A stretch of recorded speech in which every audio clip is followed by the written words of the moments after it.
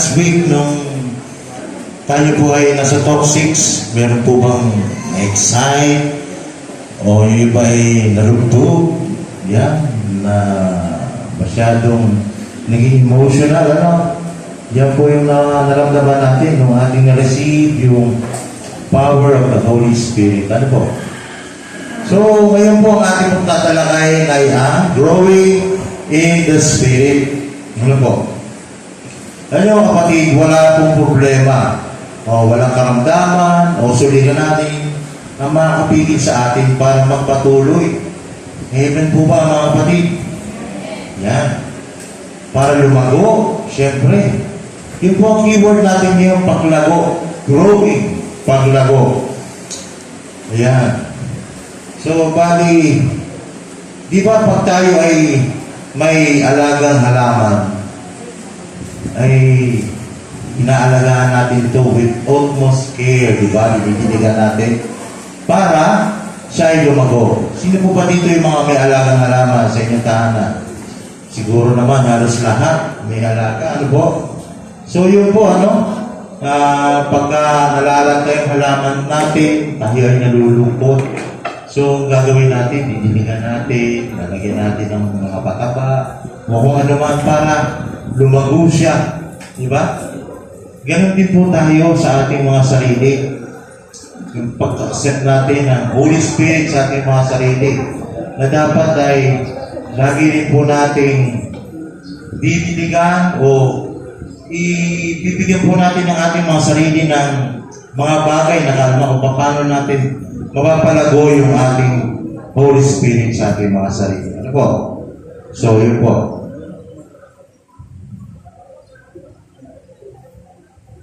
So, yun po. Balik pag-usapin po natin ngayong hapon na ito ay nakaka-exciting po. Ano po? Kasi, alam nyo, top 7 na lang. Isang talk na lang, matatapos na. Top 8 na, next week.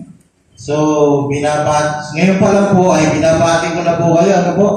Dahil matatapos na po yung ating CLP next week. At sana po ay mapagpatuloy niyo po yung paglago niyo.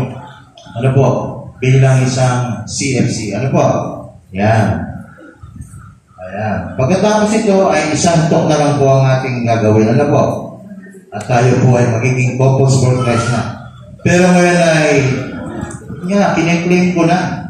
O kahit yung mga kasama ko dito sa CFC, tinatanggap na po namin, hinahawaan ko na po namin na kayo ay miyembro na rin po ng Focus for Christ. Yan. So mga kapatid sa hapong ito, pag-usapin po natin, word na paglago. Kasi ito po yung keyword natin. Growing. Ano po? Yan po, kung mababasa niyo. Growing in the Spirit. Ano po? Yan. Pero paano ito palalaguin? Ayun po yung ating pag-uusapan ngayong hapon na ito. Ano po? Yun po, kung mababasa niyo po, sabi po niya sa ating Bible verse mula sa Galatians chapter 5 verse 25. If we live by the Spirit, let us also walk by the Spirit. Ito nakalagay. Makikita niyo po ang nakasulat sa baba. Ano po? Growing in the Spirit, paglago sa Espiritu Santo. Sabi ko nga ay, in-nurture po natin ngayon ang ating mga spiritual life. Bawat isa po sa atin. Ano po? Dahil yun ang magpapagalaw sa atin kung saan tayo papatungo, mga kapatid, ano? Sa ating buhay, spiritual. Ang anchor verse po natin, kung saan ito po yung pinagpapatayan natin. Ito po yung sa Galatians, chapter 5, 25. Yan po yung ating anchor verse. Yan. Dahil po yan, nabasa na po natin.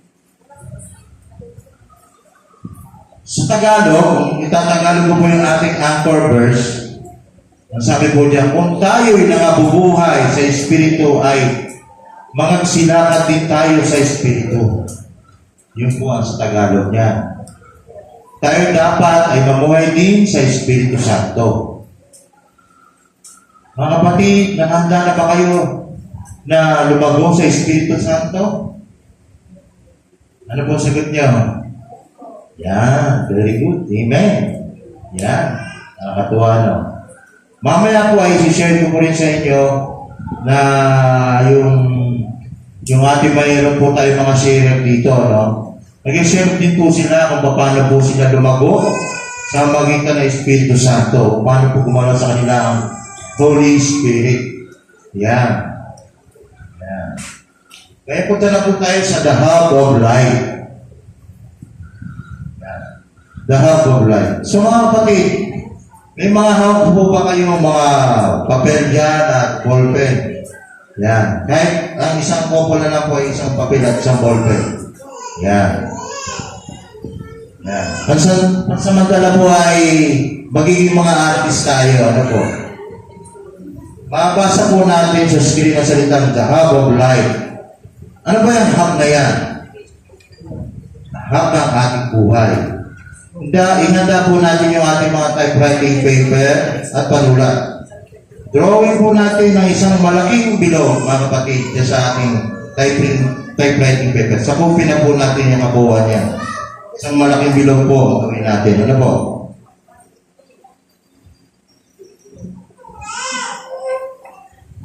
Yan. Ngayon, pagkaguhit niyo po ng bilog, ano po napapansin niyo sa inyong dinrawing? Sa circle, di po ba blanco? Bilog lang siya. Blanco, di ba? Parang yung buhay natin. Di ba? Nung hindi pa tayo nag-CLP, walang laman. Walang essence, walang sustansya. Di ba? Okay? Pagkatapos naman po nun, paglagay po natin ng mag-drawing naman po tayo ng bilog sa gitna na maliit. Mag-drawing po tayo ng bilog sa gitna. Sa pinakagitna po, mag-drawing po tayo ng bilog. Yan. Yan. Pagka bilog po natin sa gitna, sulat niyo po sa loob ang pangalan ng ating Panginoon. Sino po ang ating Panginoon? Yan. Sulat niyo po yung pangalan ni Jesus sa loob ng bilog. Yan. Patingin nga po ng mga drawings nyo, mga kapatid. Okay lang, kahit tabi-tabi, kahit oblong, basta bilog. Kahit gusto hugis itlog. Yan. Okay? Yan. Pagkasulat po natin ang pangalan ni Jesus. Dahil si Jesus dapat ang sentro ng ating buhay, kaya po siya nasa gitna ng hub na yan. Ano po? Sa bilog na yan. Siya po ang sentro ng ating buhay. Na blanco, na dating blanco, at walang kwenta. Kaya dumating si Yesu Cristo sa ating buhay. Siya na ang sentro ng ating buhay. Yun yung hub, yung nasa gitna niya na maligid. Sino ba dito yung may mga sasakyan? May mga tricycle, kotse, o bike. Yun yung pinakasentro ng ating gulong, di ba? Ikumpara nyo na lang po sa isang gulong, ano po? Yung si Jesus sa buhay natin. Nandun yung pwersa sa gitnang yun. Yung maliit na bilog sa circle na nasa loob. Si Jesus na ang naging sentro ng ating buhay, di ba? Nung tayo makarinig ng mabuting balita sa Kanya. Tama po ba mga kapatid? Amen po ba? Amen. Pangalawang drawing po ay umabot tayo ng linya mula taas hanggang pababa. Tatawid sa gitna o pababa. Ano bang tawag dito? Umabot kayo ng linya. Diyan po. Pag mula taas, pababa. Umabot kayo ng linya. Yan. Pababa. Yan. Very good, sister. Okay. Ano ba ang tawag niya sa linya niya? Di ba sa sakyan may mga rayos o spokes ang tawag dyan? Yan yung pinaka-rayos ng iyong buhay, ng iyong pananampalataya sa Panginoon na kailangan mo. Ano? So, ito yung rayos na magagaway sa ating buhay papunta kay Jesus. At siya naman yung nag-uugnay sa kanyang sarili papunta sa atin. So, give and take, ano? Ang unang rayos, so spokes, Sa bandang taas, mga kapatid, isulat natin ang sinasabi nating word o salita. Sulat po natin word sa gilid ng spokes. Word. W-O-R-D. Diyan po sa gilid. Yan. Ibig sabihin, yun yung salita na pinag-aaralan natin, mga kapatid. Binibigay ng mensahe sa atin sa magiting ng mabuting balita. At sa nagagaling natin mabuting balita, kung isa ating banal na aklat o Biblia. Ano po? Pag-usapan nga natin ng mas baling mamaya. Ano po, mga kapatid? Pangalawa naman spoke sa bandang baba, mga kapatid, isulat natin yung salita, prayer. Prayer po, isulat po natin. Prayer o panalangin. Sulat po natin prayer. Ito naman yung paraan ng pag-ipag-ugnayan natin sa ating Panginoon. Kung yung word o salita ng Diyos ay paraan niya para sa pag-ipag-usap sa atin, ang prayer naman ay paraan naman na pag-ipag-usap natin sa Diyos. So, gano'n na relasyon natin sa Panginoon, ano? Pupunta ang Panginoon sa atin at tayo naman magbibigay ng ano sa ating Panginoon. Give and take, bigayan, ano po. Ngayon po, sa bandang kanan at kaliwa, sulat nyo na po yung dalawang word na isusulat natin. Kumuros po siya. Gumawa po tayo ng guhit. Mula pa kanan, pa kaliwa. Kumuros po siya, mga kapatid. Yan. Ang susulat po natin sa bandang kanan ay witnessing. Sulat po natin, witnessing. O pagsaksi. Yan. Sabi ni Mike Enriquez, nung buhay pa. Yan.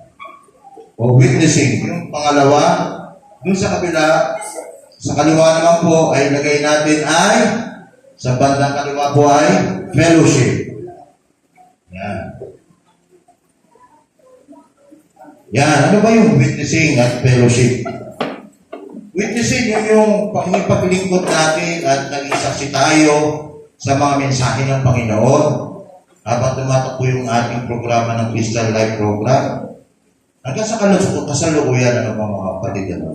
Nagiging saksi tayo sa iba nating kapwa na nagiging buhay ang ating pananampalataya dahil sa pamamagitan ng pagiging saksi.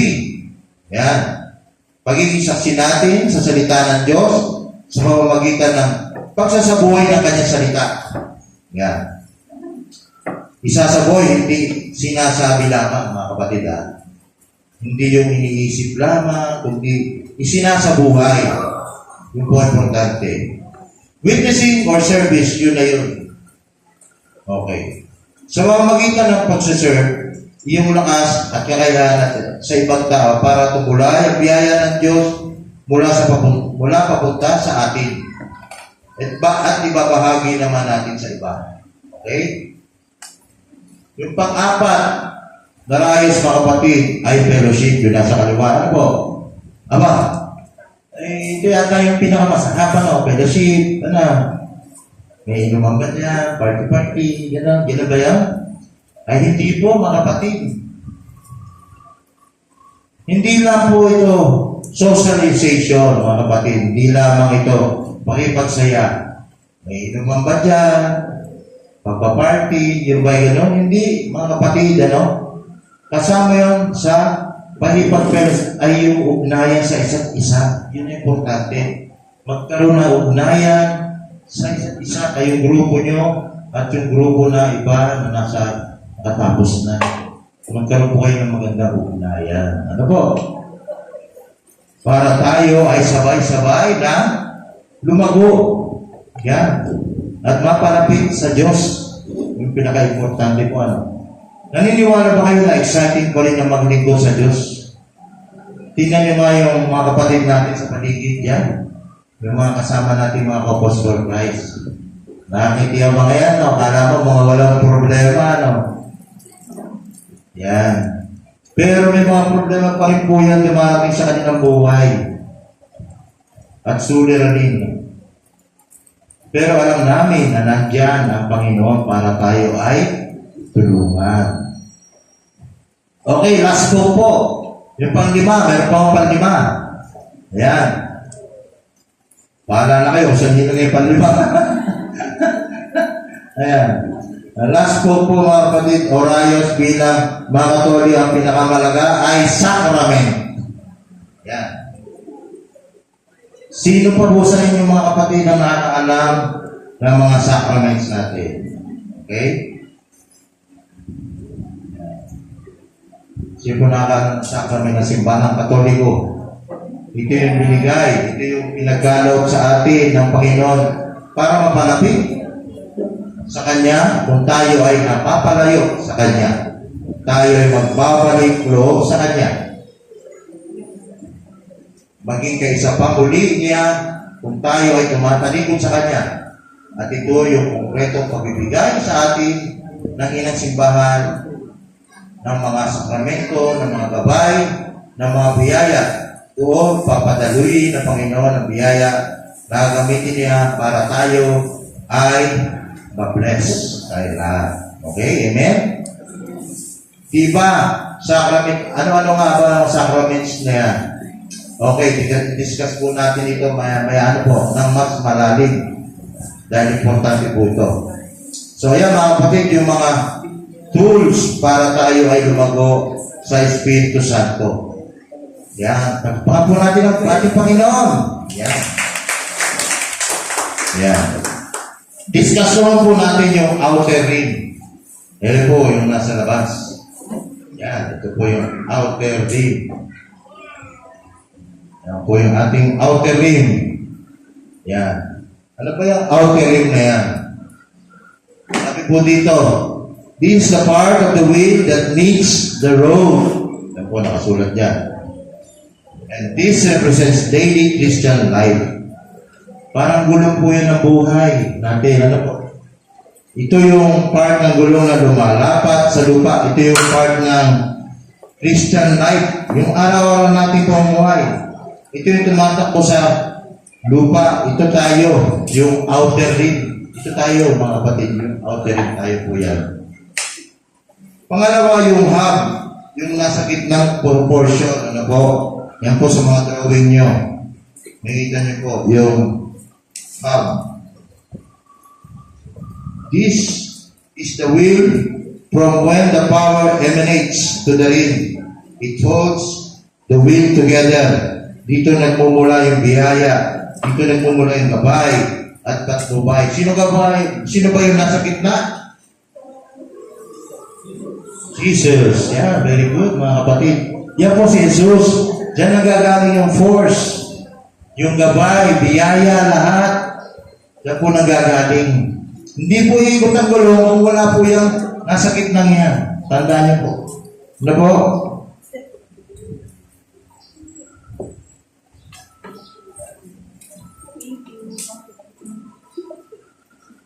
The hub is our Lord Jesus Christ.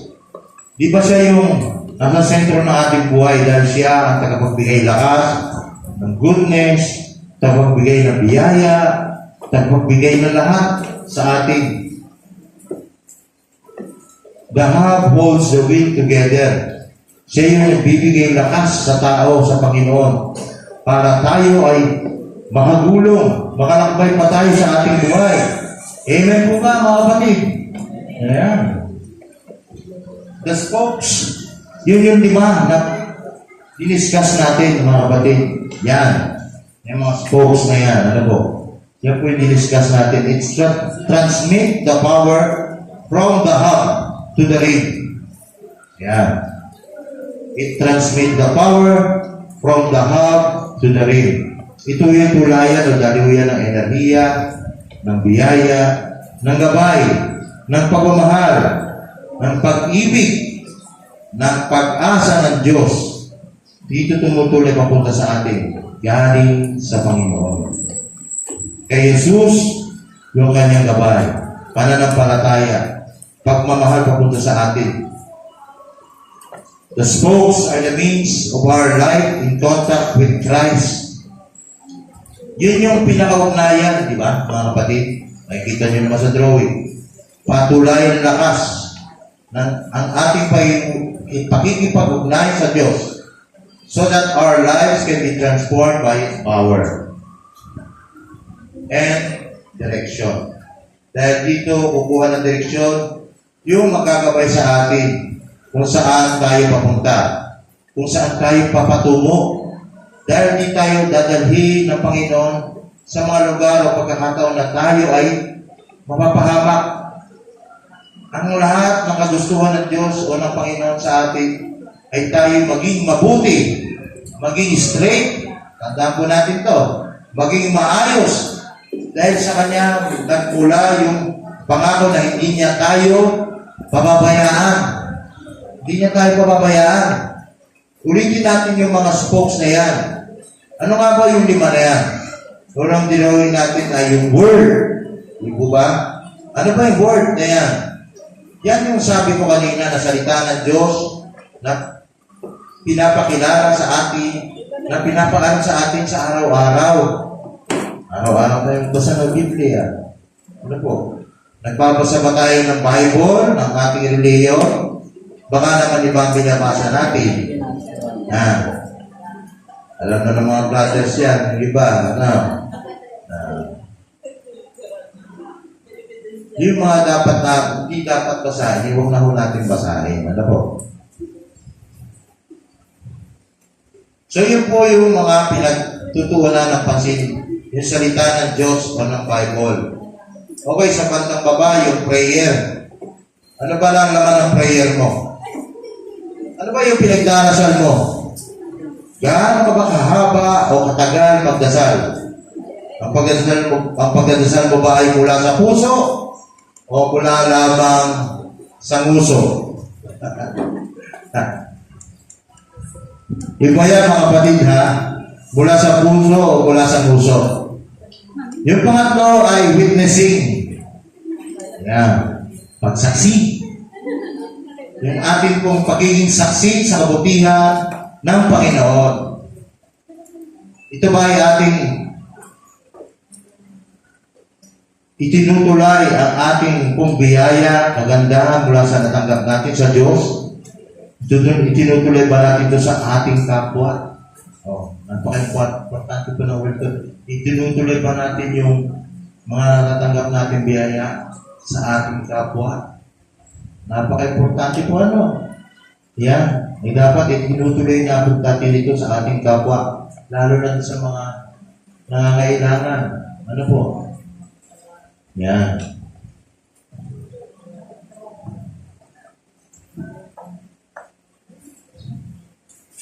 Yung pangalawa naman mula sa tapat ay fellowship o pakikipagkapwa-tao.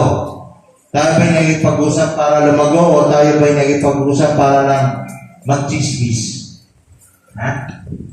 Mag-manifest. Yun.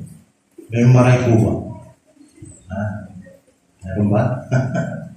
Okay. Wala naman siguro ano. Yung pag-ugnayan para mag-build ng relationship, para bumuo ng relationship para tayo ay lumago sa ating Panginoon.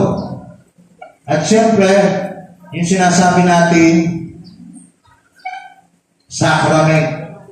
Ano-ano ba yung mga sakramentong iyon?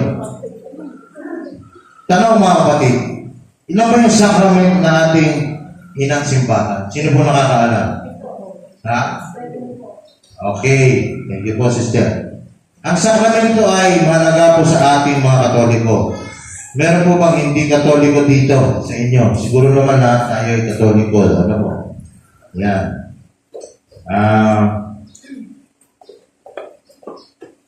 Mahalaga yung mga sakramento ng ating simbahan para tayo ay lumago. At para tayo ay manatili sa pagmamahal ni Jesucristo. Ano-ano po yung mga sakramento na yan? Sino po ba nakakaalam? Palagay ko ay Ako na rin nasasagot. Ano po? Ang mga sakramentong ito ay ang unang-una ay binyag. Siguro, sino po ba dito ang hindi pa binyag? Lahat naman siguro po ay binyag na, ano? Yan. Nung wala pang binyagan. Pangalawa ay Eucharist. Banal na pagkinabang. Pagkikipagsalo sa hapag ng Panginoon. Sino po rito yung nagsisimba tuwing linggo at piyesta ng Panginoon? Taas mong kamay, mga kapatid. Nagsisimba parati. Yan, very good. Yan.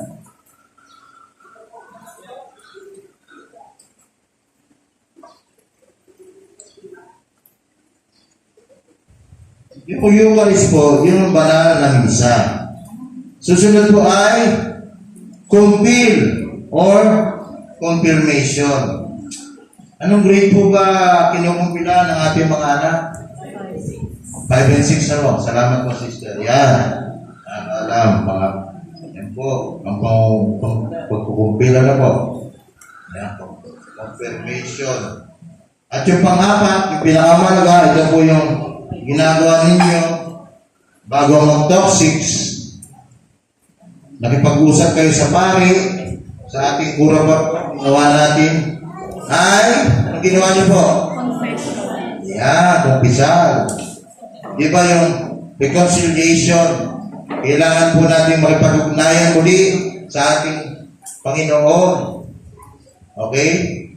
Pagkatapos po natin magkumpisal, aminin natin mga kasalanan, kailangan natin reconciliation sa ating Panginoon. Okay? Yung pagkakasundo natin sa ating Panginoon dahil sa ating kasalanan. Di ba pag tayo nagkasala, tayo ay lumalayo? Pag tayo nagkumpisal, umamin sa kasalanan at nangako na hindi na ulit ang kasalanan, ibig sabihin noon ay tayo ay nakikipagkasundong muli sa ating Panginoon. O nakikipag-reconcile. O nakikipagkasundo. Yan ay reconciliation. Yun ang kumpisal. So, panglima tayo, mga kapatid, anointing of the sick. Ito yung binibigyan na bendisyon o basbas sa mga may karamdaman. Anointing of the sick. Ito po yung panglima. Kaya po, sinasabi na iba na natatakot magpa-anoint. Bakit? Mamamatay na daw. Hindi po ganun yun. Kahit po may sakit ang tao, buhay pa, pwede po tayo magpa-anoint para bumalik yung lakas natin. Ano po? Nagkakataon na yung namamatay. Ano po? Dahil wala na silang ibang last resort kundi ipa-anoint po yung may karamdaman. Ano po? Yan.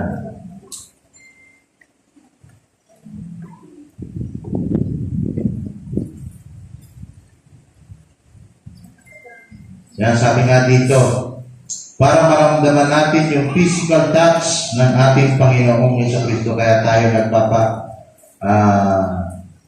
papa-anoint, ano? Mali po yung connotation na pag raw po nilagyan ng santo oil ay mamamatay. Hindi po, nakakataon po lamang yun. Kasi, tinatawag natin yung pare, magpa-anointment of the sick ay mamamatay. Paano pang hindi umamatay, di yun ang last resort nyo. Diba? Bilang mahal na sa buhay, siyempre gusto nyo pang lumago ang kanyang buhay sa mundong ito. Ano po? Kaya huwag po kayo matakot doon. Ano mga kapatid? Susunod naman po ay marriage. Tayo sa community ng Couples for Life ay yung mga laiko na binigyan ng pagkataon sa sakramento na ito na magkaroon ng kasal. Kung meron po tayong mga participant na hindi pa kasal sa simbahan, yan, kung meron po sa inyo hindi pa kasal, ayan, sabihin lang po natin sa ating chapter head, dito po sa Couples for Christ, sa iba natin mga kapatid, tutulungan namin kayo ipakasal sa abot ng aming makakaya. Yan. Importante po kasi ang may basbas ng ating simbahan. Pangalawa po ay ang holy orders. Yung mga tinawag bilang mga tagapaglingkod ng Panginoon. Magiging pari, maging madre, maging religyoso. Yun yung maglilingkod, lingkod sa ating Panginoon. Okay?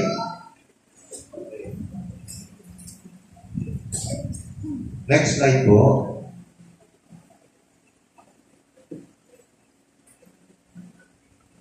Do you like to read and study scriptures? Why or why not? So mga kapatid, sabi nga po sa ating mga buhay, sabi ko po kanina, ano ba yung ating ginagawa sa araw-araw? Nagpapasa ba tayo ng scripture o banal na kasulatan? Nakalagay dito. Do you like to read and study scriptures? Why or why not? Gusto ba natin magbasa o mag-aral ng salita ng Panginoon? Bakit natin hihindihan, di ba? Dahil sabi nga, ito yung mga mensahe ng Panginoon natin na binigay sa atin para maging gabay natin. Kaya huwag natin hihindihan o tanggihan kung may pagkakataon tayo at mag-aaral ng Biblia. Magbabasa tayo ng scriptures, mga kapatid, importante po, para tayo ay magabayan sa araw-araw nating ginagawa. Pangalawa, sinabi ko nga kanina, o nabanggit ko na kanina, how do you pray? Paano ba manalangin? Gaano ka kadalas manalangin? At ano naman ang iyong panalangin? Mananalangin ka lang ba pag wala ka ng malapitan, walang pera, o pupuntahan? Nananalangin ka ba kapag may problema ka? Nanalangin ka lang ba kapag wala ka na? O nanalangin ka araw-araw? Every step of the way ay manalangin ka. Di ba sabi natin, sa bawat gawain ng community ng ay laging nagsisimula at natatapos sa panalangin o prayer. Ganun talaga ang panalangin sa ating community. Ano po? Nasa inyo yan. Habang lumalawan o tumatagal, ang panalangin ay lalong tumatagal. Ang ating panalangin, di ba? Ano ba ang laman ng panalangin na natin, mga kapatid? Baka ikaw nanalangin lang kung may kailangan, marunong ka pang magpuri, paghingi ng tawad, magpasalamat, at saka tayo hihiling. Yung Acts po yung ACTS. Acts. Pwede natin itong maging gabay. I-explain ko po yung Acts. Yung letter A po, yun po yung adoration, C, contrition, thanksgiving, and supplication. Adoration, yan po yung pagpupuri natin sa Panginoon. Gaya yung ginagawa natin pag tayo nagdasal dito po sa ating Christian Life Program. Pinupuri natin yan. Pinupuri ka namin, Panginoon. Hallelujah, Lord God. Praise you, magnify you, glorify you. Contrition, yan po yung paghingi natin ng tawad. Para tayo may tawad, Lord, patawad sa aking mga kasalanan, sa aking mga sinasabi, lalo sa mga kabuhay. Yan po yung contrition and thanksgiving, yung pasasalamat. Pasasalamat po yung paghingi natin ng tawad sa Panginoon. At thanksgiving, yan po yung paghingi na pasalamat natin sa Panginoon sa binigay na biyaya, pagpapala, sa kalusugan natin, sa anak buhay natin. Salamat po kapatid. Yan. And then, yung supplication. Supplication. Ano po yung supplication? Sino po nakakaalam? Ha? Sino po nakakaalam ng supplication? Yan po yung ating pagtataas sa Panginoon. Ano po? Yung tayo ay, Lord, Panginoon, gabayin niyo kami sa aming binabalak na negosyo, ganyan. Lord, gabayin niyo kami sa aming buhay, pamilya, sa aming mga anak. Gabayin niyo po sila sa pag-aaral, ganyan. Yun lang po yung mga halimbawa. Ano po? So, yun po yung ating mga explanation po sa words na Acts. So, would you like to fellowship with the people you have met here? What were your experiences during the CLP?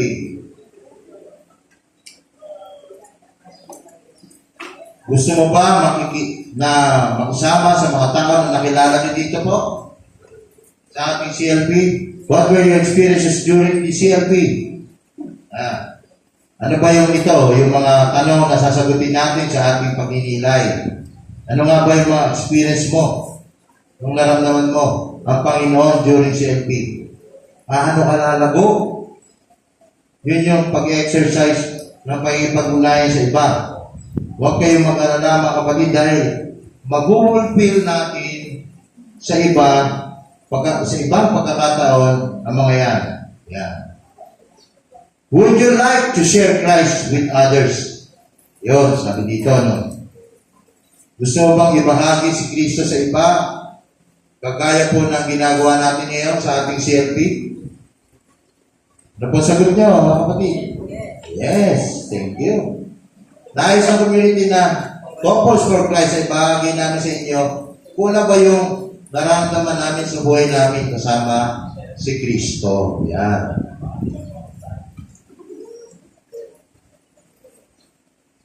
Sabi ko nga, kahit na may problema, kahit na may kahirapan na dumating sa ating buhay o karamdaman, hindi kami natatakot o di kami nangangamba.